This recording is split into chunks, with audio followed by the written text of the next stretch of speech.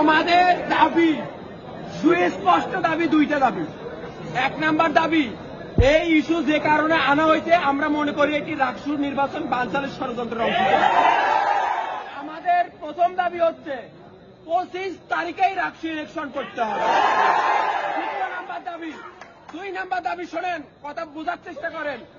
আমরা নতুন করে 500 কোটা বাতিলের দাবি করছি না, বরং পরশুদিন একটি মীমাংসিত ইস্যুর পর পরশুদিন যে পরিপত্র বা যে সার্কুলার দেওয়া হয়েছে আমরা সেই সার্কুলার বাতিলের দাবি জানাচ্ছি।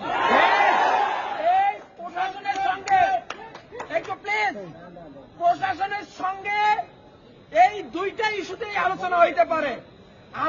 আপনারা যদি শিক্ষার্থীরা যদি ম্যান্ডেট দেন, জাস্ট এই দুইটা টপিকস এর উপরে আলোচনায় বসা যায় কিনা, আপনারা যদি বলেন যে বসা যায়